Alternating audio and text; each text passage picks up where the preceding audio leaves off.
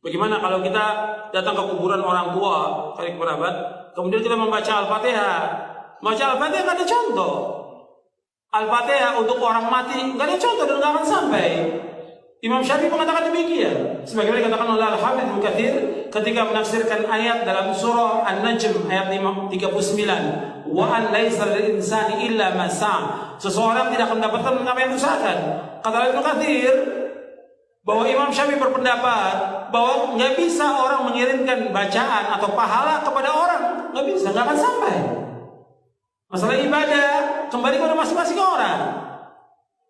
Jadi Al-Fatihah nggak sampai. Begitu juga yang lainnya, bacaan Al-Quran. Kadang-kadang orang sudah meninggal dibacakan Quran.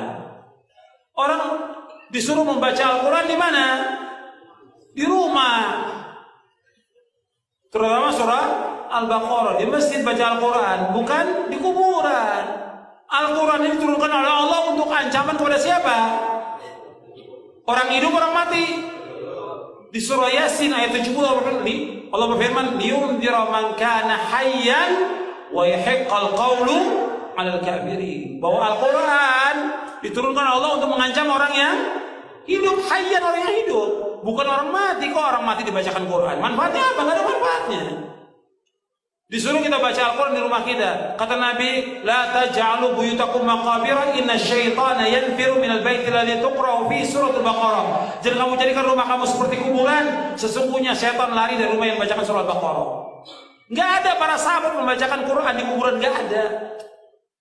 Kemudian juga mengirimkan Al-Fatihah kepada Nabi juga nggak ada. Ini kan banyak orang setiap hari dari majelis ila hadratin Nabi Al-Fatihah. Dari mana dalilnya?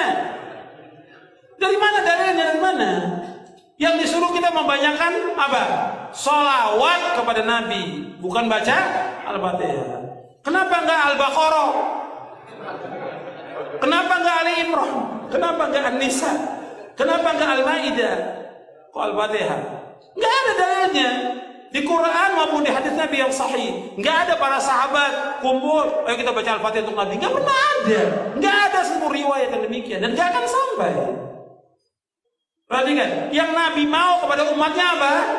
Ittiba, mengikuti beliau, bukan mengirimkan Al-Fatihah. Nabi sudah tempatnya di sorga yang paling tinggi. Nabi itu Firdaus al-A'la yang paling tinggi. Yang pertama kali membuka pintu sorga siapa? Rasulullah SAW.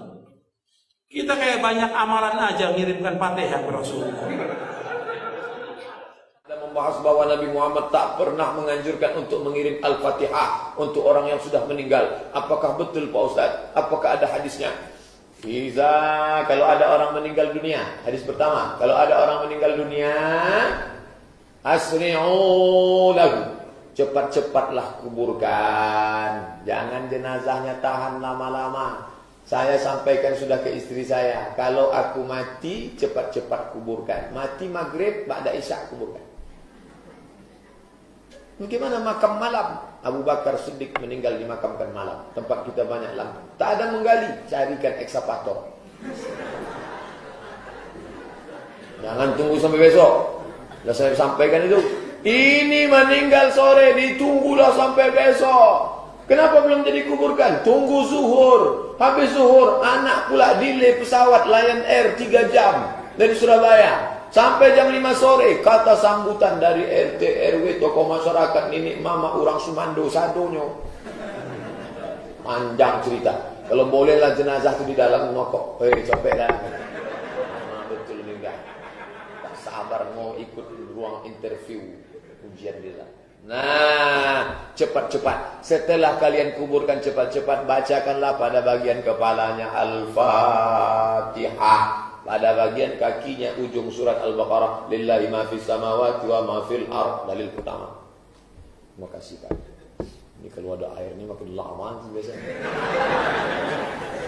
Dalil kedua, kata Abdullah bin Umar bin Khattab, anak Umar bin Khattab, dalam kitab Ar-Ruh, murid Imam Ibnu Taimiyah punya murid namanya Imam Ibnu Qayyim Al-Jauziyah, nama kitabnya Ar-Ruh. Kalau nanti aku mati, tolong bacakan pangkal surat Al-Baqarah sampai wa ulaika humul muflihun, dan bacakan ujung surat Al-Baqarah, lillahi ma fis samawati wa ma fil ard. Dalil yang kedua. Maka berdasarkan dalil ini, kata mazhab Syafi'i dalam kitab Al-Majmu' Syarah Muhadzab disebut oleh Imam An-Nawawi, wa in khatimul Qur'an, seelok-eloknya bacalah sekhatam Quran. Kalau tak sanggup sekhatam Quran, bacalah hatinya Al-Quran, qalbul Quran, Yasin wal Qur'anil Hakim, innaka laminal mursalin. Kenapa Pak Imam menangis? Belum dibayar hutang.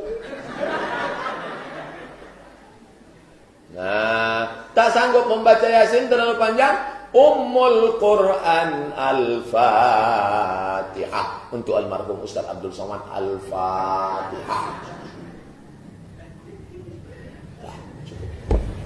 Sampai tak Pak Ustaz? Sampailah. Dalil sudah saya bacakan. Udah itu tanya juga. Sampai tak Pak Ustaz? Nah, coba bacakan. Balik lagi enggak? Berarti sampai. Dibacakan dalil tak percaya. Dibacakan logika tak percaya.